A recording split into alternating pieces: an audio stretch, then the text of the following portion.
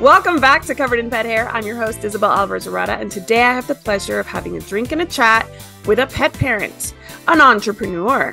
She's an animal rescue advocate and volunteer. She's a cocktail connoisseur and a coffee lover. She's an introvert, Baltimorean. Is that something that you are allowed to say for Baltimore people, or is that like frowned upon? Baltimorean would be the nicer way. Is it derogatory? Yeah. Baltimorean is a derogatory way of describing Baltimore natives. I have always heard that because one of my best friend's husbands is a Baltimorean, and he refers to himself as such. So I was trying to make sure that that was not derogatory, but I failed, obviously. She is wife to Tim, dog mom to a pit mix named Penny, who she found in an alley in Baltimore, and to Nino, also a pitty, who she adopted from a shelter and is a little scaredy, fearful little buddy that she just recently talked about in a podcast that she did. Speaking of, she is the founder of the Believe in Dog podcast and co-host of the Alternative Dog Moms podcast. She's creator of the Dog Health Journal. Her name is Erin Scott. Welcome, Erin. It's so good to have you on the show. Hello. Thank you so much for having me. It's my pleasure. And I did not mean anything by calling you a Baltimorean. Baltimore people are some of my favorite people. I went to the University of Maryland in College Park. I spent a lot of time in Baltimore, Fells Point, you name it. I had such a good time. Halloweens that I may barely remember. I love Baltimore. So I'm so excited to have you here on the show. So before I go any further and get into your history and your life story and how you ended up with so many podcasts and so many pet-related projects, I want to introduce our drinking game today. So anybody participating in our drinking game, anytime you hear this word, make sure you take a drink of whatever you're enjoying, but please be sure you're over 21 to partake, never drink and drive, and always drink responsibly. So what are you having tonight, Erin? This is a cocktail. I don't know if my husband invented it, but he certainly turned me on to it. So it's 2 ounces of Screwball peanut butter whiskey, plus 2 ounces of Mr. Black coffee liqueur. And then you whip some heavy cream and pour it on top with a dash of cinnamon. Wow. This is why I like Baltimore people. Because y'all know how to drink. That is true. And y'all know how to cook. Because Baltimore has some of the best food in the world. So I am so excited. Does he have a name for this drink? We just call it the coffee drink. The coffee drink. I love it. A coffee drink is always a good idea. Well, I'm actually having a white sangria that I made with some pomegranates, some Cointreau, some leftover Gewürztraminer that I had that was a little bit too sweet to drink on its own. So I decided to make a sangria out of it. So cheers. Thank you again for being on the show. Here's to you and to Tim for making an awesome cocktail. All right. So the first thing I want to talk about is your love of dog. You aptly named your podcast, your first podcast, the Believe in Dog podcast. You believe so strongly in the connection between humans and dogs that the first game we're going to play tonight is the Dog Bond. And it's actually based on a study that was highlighted on the website aspenideas.org, The Mysterious Mind of a Dog. So we're going to talk about just connections that humans and dogs share. Are you ready to play? Of course. All right, let's do this. Okay, so dogs increase our empathy. True or false? True. Absolutely. And it's actually studied by a professor named Alexandra Horowitz. She's a dog cognition scientist and professor at Columbia University. Second one is bonding with dogs is akin to bonding with a newborn. True or false? True. It is true. All of that releases oxytocin from everybody involved. And this study actually said, or this session in that they have highlighted here says that dogs actually kind of hijacked that connection between humans and newborns, and they kind of look at us and they gaze in our eyes kind of like newborns do, so that we can release oxytocin and want to pet them more. It works. It does work. All right, this is kind of funny, but I promise you this is science. Human excrement played a major role in the domestication of dogs. I'll say true, but I don't know why. It is true. According to Brian Hare, professor of evolutionary anthropology out of Duke University, human feces is like an energy bar for a wolf. It's cooked, digested, it doesn't run away, and it has more protein than chicken. Did not know that. So all of the moms that have dogs and kids and have been potty training, and the dog wants to get to the poop before you're able to throw it out, the dog knows. It's chock full of nutrients. It's evolutionary. It's evolutionary, guys. All right, dogs dream like we do. True or false? True. It is true, but guess what? We haven't been able to study dogs' dreams like we do in humans, so we have no idea what they dream about. What do you think they dream about?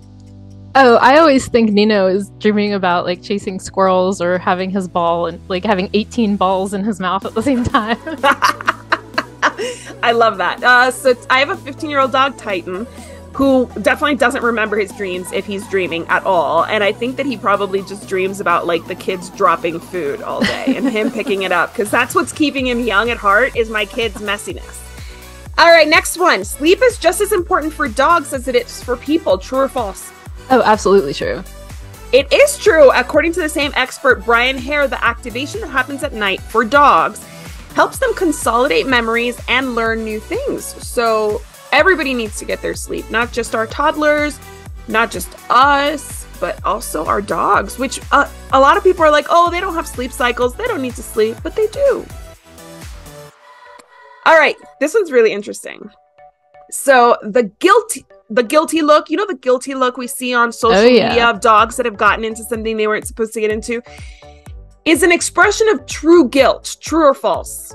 False. It is false. Tell me why. Well, I've heard that they don't really understand guilt, that it's just they're getting yelled at, so they're looking like they're getting yelled at. That's exactly right. So the same professor, Alexandra Horowitz, she says that they know we're upset and reacting to our emotional reaction, state. Right? Yeah. Yes. So that's why they are looking all sad, not because they're recognizing that they violated any kind of rule, because they're really not capable of really understanding our rules. Right.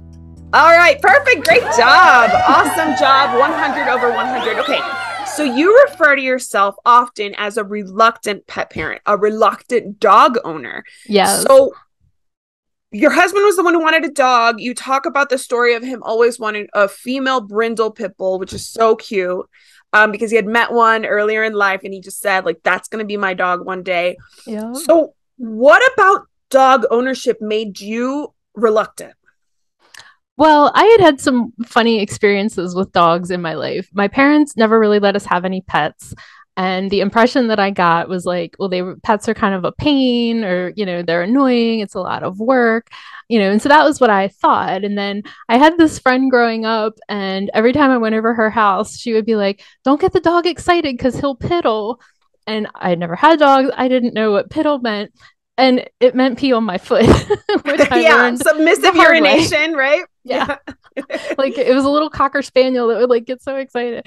And so then I'm like, oh, this is gross. Now my socks are all wet, you know? And then when I was a teenager, I dated this guy, and they lived kind of like near these woods. Like they had all this wooded property.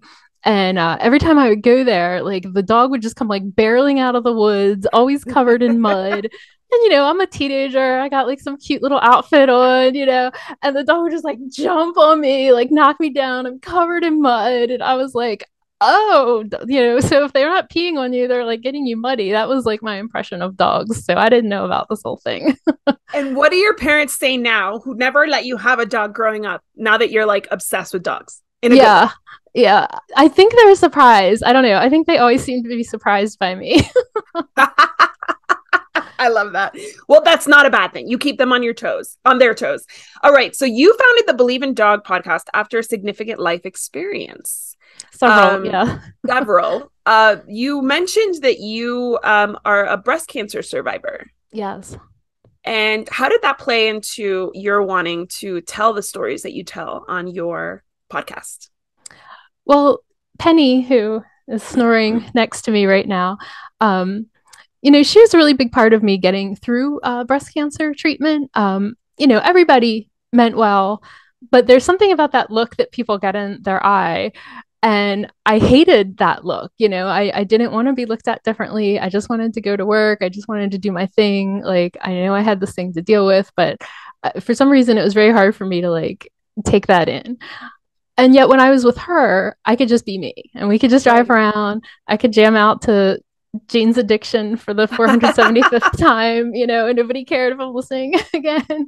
And we could just have a good time. And I was just me, and they were just she could just let me be me. And there wasn't any of that like emotional heaviness when, when I was with her. And, a lot of this was like bouncing around in my head for a long time. And I had some friends who were doing a podcast, and I sat down with them one day and I was telling them about this. Like, wouldn't it be cool to sit down and like hear the stories of like how dogs have helped people through a hard time, or what, dogs have inspired people to do? And they're like, why don't you just start your own podcast? And I had like never thought of this before, but part of having the breast cancer experience honestly just made me think just how short life is. And I remember the first time the doctor was telling me the diagnosis, and I looked at her and I said, I don't have time for this. Like, I got stuff to do. And I remember my mom going, what do you have to do?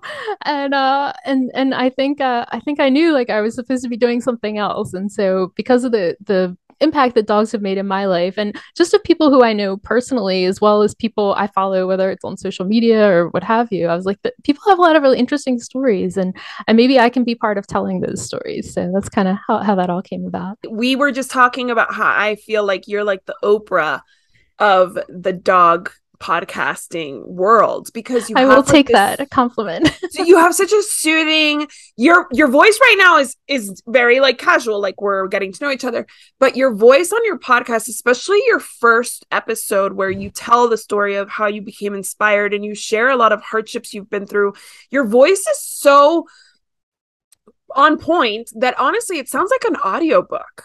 It sounds like you're reading a story. So like the day that you write down your story and share the Believe in Dog podcast book, you should read the audiobook because you have the perfect voice for that. Well, tell me, who is your favorite guest you've interviewed in your, what do you have, like almost 60 episodes? So yeah, if you were to have to narrow it down, gosh, who's your favorite? First of all, that's like I feel like I have to, I feel like I have to like fall in love with everybody's story, and really just see the beauty of it. So when I'm doing them, like everyone that I'm doing feels like my favorite. I will say one of the more recent ones I did was super duper special to me. It was with Meredith May, who's an author. And she and I have a special connection because her half brother was one of my best friends in high school. And they did not grow up together. She grew up in California with her mom. He grew up here with their dad. And I have learned a lot from her writing because she's written a couple other books about like their family dynamic and their family relationships. And so it was really extra special for me to share that. And also because she was so honest about, oh, I made all these mistakes. I had all these assumptions and I was wrong, and I had to learn and evolve and adjust. And I just so appreciate anybody who's able to be like that honest and that brave. And she's really opened herself up to some criticism about some of the things she did or thought or her actions. And I mean, I just think that that's amazingly brilliant and brave. So that episode is extra special to me. I actually haven't finished all of it, but I've listened to the majority of it, and I agree. She talks about how she went to a breeder, how it was kind of an impulse thing, how it became competitive. She wanted to get to the dogs before other people who were looking at the dogs got there. She ended up adopting or buying the most difficult dog she's had in her dog owning history, which is a long one. And I think we've all been there. We've all been in moments where we kind of like we lost sight of what was important. We kind of just like kept going forward, and then we learned a lesson as a result. Not that it was a mistake, because it was probably meant to happen, and a lot of good came from it. But yeah, she did talk about how she was criticized for going to a breeder, and how that was the point she was trying to make. She was trying to make the point that like you can get, you can go to a breeder, you can go to the shelter. What you get is what you get, and that's, you have to consider that before you adopt any pet, that it may not be perfect and it may take some work. And I know you've worked a ton with rescue, so I want to take a break right now. And when we come back, I want to dig in a little bit deeper into your experience as a rescue advocate, especially in the Baltimore area. So don't go anywhere. I'll be right back with Erin Scott of the Believe in Dog podcast right after this. Welcome back to Covered in Pet Hair. Today, I am speaking to Erin Scott, the host, the creator of the Believe in Dog podcast, which really tells stories about how dogs influence our lives, how they change our lives, how they help us heal, how they teach us things, how they make us better people. And before I get into how dogs have made her a better person through her volunteer work, I actually want to get into a little bit of Baltimore trivia. Ooh. So the second game we're going to play is called Be More First. So I'm going to give you some trivia and you're going to tell me if it's true or false. And this is about Baltimore being the first to do something. So let me know what you think. We'll see how much you know about your home city of Baltimore. All right, the first one is, in 1743, the first professional sports organization in the whole United States was formed in Baltimore. True or false? True. Do you know which one it was? I'm thinking baseball. It wasn't baseball, the Maryland Jockey Club. Oh, okay. Maryland, okay. For those that don't know, has a lot of, horse loving, horse racing, the Preakness and all that. So yes, that actually stood out to me. I'm not big on horse racing, as most animal advocates are not, but it was something that was organized in Maryland. Baltimore is part of U.S. aviation history with the first manned hot air balloon ascent. True or false? I have no idea. It is true. Most people might think it's New Mexico because they have the hot air balloon, festival. But it actually, the first time a manned hot air balloon went up was in Baltimore. Did not know that. I didn't either until I did this research. Baltimore was the first planned city in North America. True or false? True. It's actually false. It was Philadelphia. Oh. Yes. All right, next. In 1816, Baltimore was the first U.S. city to illuminate its streets using hydrogen gas. True or false? Yes, true. It is true. It is true. Baltimore is home to one of the first permanent monuments to George Washington. Do you know where, what? Tell us a little bit about it. Oh, yeah, I used to work right by it. Oh, cool. Is it in downtown Baltimore? Yeah, just like a couple blocks north of downtown, on Charles Street. Nice. All right, awesome. I don't think I've been there before, to be honest with you. I've spent a lot of time downtown Baltimore. Definitely been to an Orioles game. Definitely been to the Inner Harbor, but not sure that I've seen this monument. All right, next one. Yellow pencils were invented in Baltimore. True or false? That sounds like vaguely true to me, like something I learned in 4th grade, but... It's false. According to the research I did, they were invented in Chicago. Okay. All right, I have two more for you. Baltimore was the first city to erect a statue to Edgar Allan Poe. Oh, that has to be true. It is true. And who doesn't love Edgar Allan Poe? All right, next one. Since 1949, every year on the night of Poe's birthday, a mysterious stranger in black used to leave a bottle of cognac and 3 roses on his grave. Yes, absolutely true. It is true. And just as mysteriously, he or she stopped going in 2009. So that was the last year that somebody did this. They would bring a bottle of cognac and 3 roses to Edgar Allan Poe's grave. Isn't that interesting? Yeah. Well, I love that. I love that trivia. That was super cool. So you volunteer with a nonprofit called Be More Dogs. How did you get involved with them, and what kind of work do you do for them as a volunteer? So it's kind of evolved over the years. Originally, it started out just as kind of like a pro pit bull organization. Pit bulls are super common dogs in Baltimore, and there's a lot of weirdness around having a pit bull sometimes. Unfortunately, yes. Yeah. Which I had no idea about when I first, adopted dogs. But when you first got your female brindle pit bull, you had no idea that people were going to be scared of her. Yeah, no idea. And I'm like, oh my God, if people met Lucy, like they would fall in love with her. And that was sort of my motivation of finding this. And it was also just to promote like, oh, that, a lot of the early people in Be More Dog, were involved in like agility and dock diving and just showing, oh, that, pit bull dogs can be, competitive in these sports and great and Yes. putting a face out there. Yeah. And so we had a lot of like goals in the very beginning of kind of like helping people just kind of be more responsible, keeping your dog in your yard, just things like this. And so we started going out and going to community events and really kind of like hearing what the needs of the community were. And what we really found out was, people had no access to veterinary care in a lot of neighborhoods in Baltimore. Not only just for money, financials a big thing, but also just transportation. If you have a pit bull dog, you can't get on a city bus to take him to the No. vet. Right. And just like there are resource deserts and even food deserts where there's areas where people don't have access to a grocery store, there's veterinary deserts. And, Yep. there's a lot of people who can't walk down the street. I mean, there's, 10 vet clinics within a 5 mile radius, of me, In a probably even suburb, more. sure. Yeah. Right. But, when you live, in a impoverished neighborhood, that's not the Mm-hmm. case. Mm-hmm. So we started doing pop-up veterinary clinics in various neighborhoods throughout Baltimore where people don't have access to veterinary care. So yeah, so I get to work very closely with the veterinarians, kind of act like as a vet assistant. We've had almost 4,000 dogs come through our clinics over the last, I think it's 11 years now. Wow. So I've been right there, for almost all of those, so yeah, it's been really special to learn about the needs of the community, to hear the stories of people's dogs.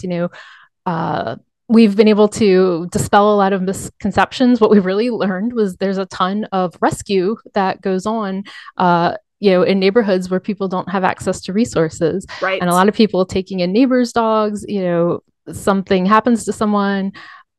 Spending money out of their own pocket. Yeah. Yeah. I mean, having their dogs eat before they do. Like these Yep. are all common stories that we hear time and time and time again. So it's been super just motivating and just very special, and it has made me a better person and made me realize, just how privileged I am to have what I have, and that I do feel a duty to give back and serve, to help dogs, but also to help people. Because I think what we learned is it's really great if we care about dogs, but we really need to care about people too. Yes.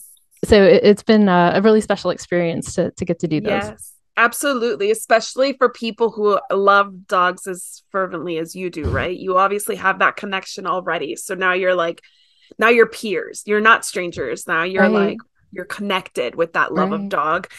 So do you have a full-time job, or is the dog world now your full-time job? No, I do have a day job. Yes. Oh my gosh. Okay, so what do you do for your day job? Just curious. I'm a paralegal. Oh my goodness. Busy, busy, busy. Oh yeah.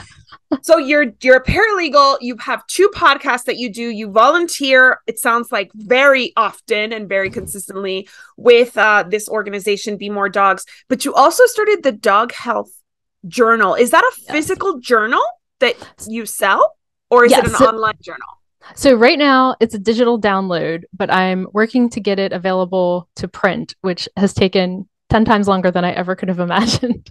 But I really want it to be, I'm a woman of a certain age. I really like having a physical object that I can write in, like I'm very analog that way, or tactile that way, Well, like you're a paralegal, so you're comfortable with papers. Yes. Right. That is awesome. So tell me about how that came to be and what exactly this digital download entails.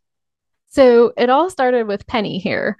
All of my dogs have had at some point or another just like really crazy, complicated health issues that are like not easy to diagnose. And it was actually kind of during the quarantine time that Penny started having a health crisis.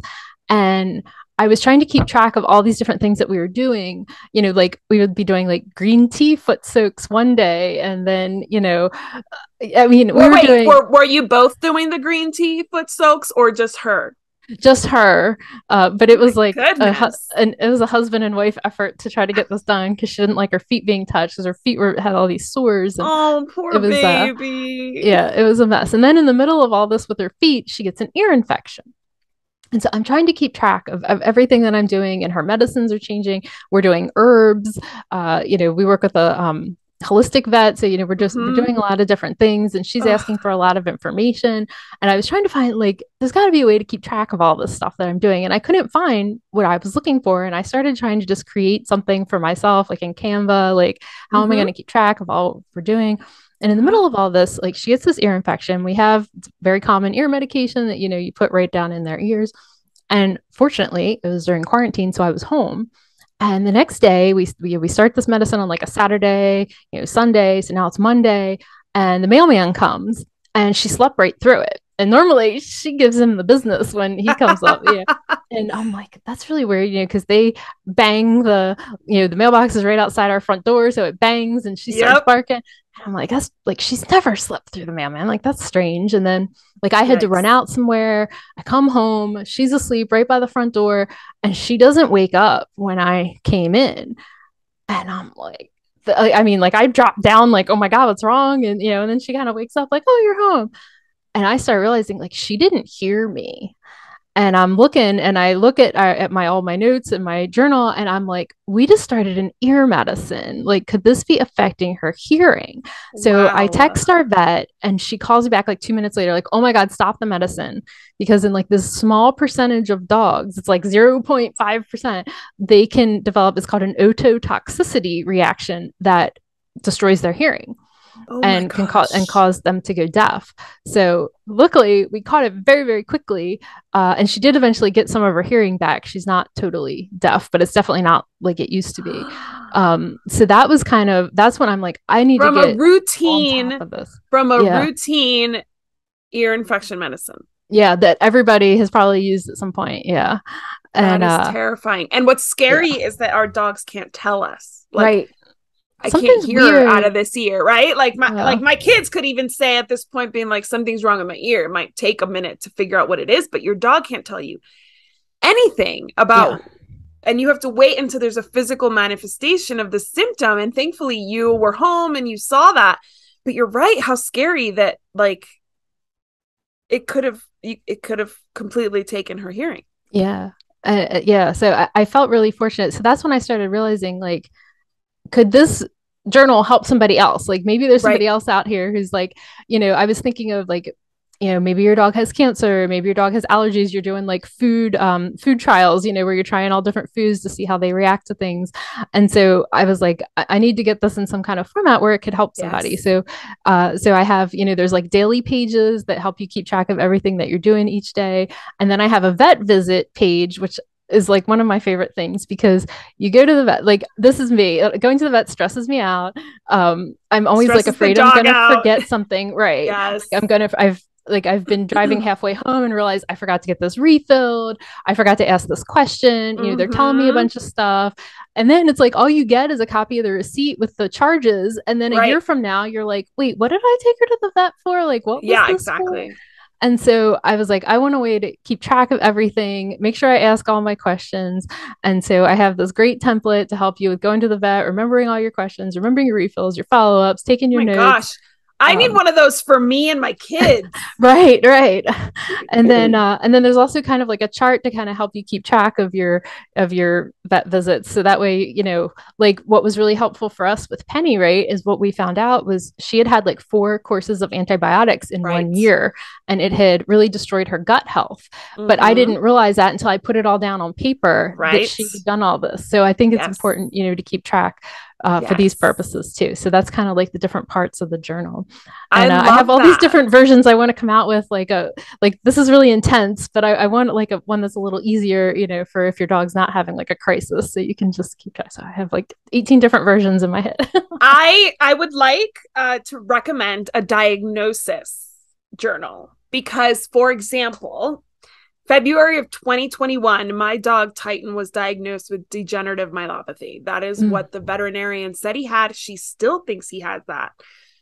I'm not convinced that he has that. I've done a ton of other things since to like check his genetic, mutations that would, make him a candidate for even having that. He doesn't have that genetic mutation. I've done a ton of research. I kind of like biohacked him a little bit, That's like amazing. when I found out. because there's nothing you can do for these conditions, right? Cancer, degenerative myelopathy. These things are going to take your dog at some point, unless your dog is really young and maybe resilient. Degenerative myelopathy, doesn't matter the age, it will take your dog. It's a degenerative nerve disease, and they lose all control of their body. Whether they're 6 or 15 when they're diagnosed, it doesn't matter. They will go.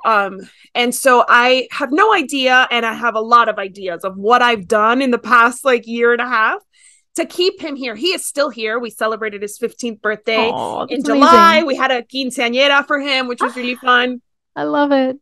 But seriously, like when I look back, I'm like, I don't know all the things that I did. And I wish I did. I wish I had started a journal. So a diagnosis journal. Where that's my chart.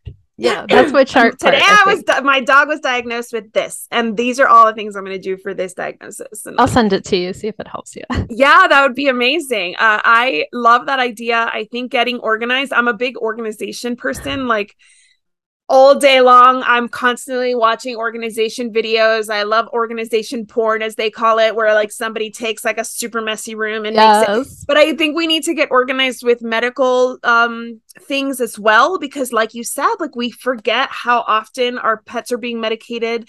Even our veterinarians have a hard time keeping up because they're not always super, I guess, like focused on what was happened before. They're looking at the medical condition right now and what has to happen. But if you're like, well, they were just on antibiotics 6 weeks ago, what do we do next instead? Or is there something I should do simultaneously? It opens up these conversations that can make a huge difference. So I love that idea. I love it so much.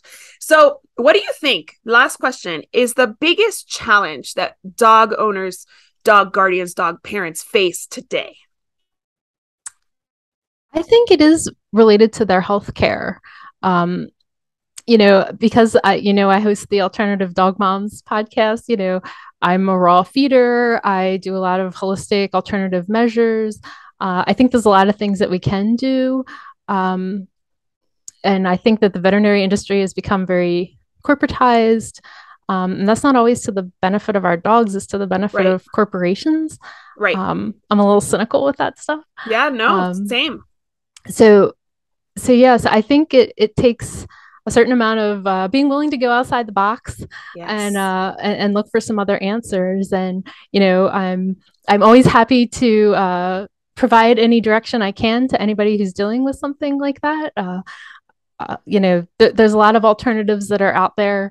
There's a lot of people who are doing amazing work out there. Mm-hmm. They might not be the vet that's right down the street from your house, but there's a ton of people out there who are really working to keep dogs healthy.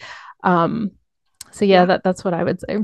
Yeah, and the average pet parent doesn't have the access like you and I do, being in the industry, to all these people, right? Like we are basically like the curators of these resources, right? You interview people that have great stories to tell. I interview people who are doing fun things in the industry. We inevitably end up stumbling across veterinarians that are really inspirational or product manufacturers that are changing things around. But like your average pet parent doesn't have that access. I just went to Super Zoo and I met so many people and learned about so many brands that are not only doing better for our pets, but also for the environment, that are sourcing things more responsibly.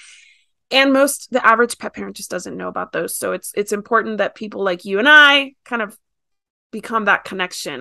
So tell us in that vein, tell us how my audience can learn more about you and follow you and learn more of your recommendations. Yes, well, definitely listen to the Believe in Dog podcast and the Alternative Dog Moms. That's where we really geek out on health and wellness and everything we're doing with our dogs, and bring in some of the people who are doing some of the most cutting edge things in the veterinary health world. Like you said, the Believe in Dog is a little more heart centered, is always my hope, but with people who have really inspirational stories, whether it's starting a company, starting a nonprofit, leaving a corporate job to work with dogs full time, goals. Yes. But and then I'm on Instagram at Believe in Dog Podcast with underscores between each word. And I'd love to hear from you. And if somebody has a health problem, like I'm always happy to help point them in the right direction, share the resources that I have. I live for that stuff. Absolutely. And just a shout out to Kimberly Gauthier. She is your co-host on the Alternative Dog Moms podcast. She was a guest on Covered in Pet Hair. Oh, I'll link the video to her interview up here so you guys can get to know her too. You guys are a great match. Thank you so much for taking the time to speak with me. I just want to propose a toast to you, to Tim, to all the puppies that you have impacted. Thank you for all you do. Thank you so much. I also want to propose a toast to our executive producer, Mark Winter. Thank you, Mark. And to our audience for tuning in with all of these awesome guests that I get to bring to you. So thank you for being my audience. Thank you for following all of our guests and supporting us in this endeavor to get more people informed of all the good things that are out there for your pets. So cheers to you. Here's to a life covered in pet hair, because there's no better way to live. Cheers. To learn more about Covered in Pet Hair, please visit coveredinpethair.com or petliferadio.com. Thanks for watching, and I'll see you next time.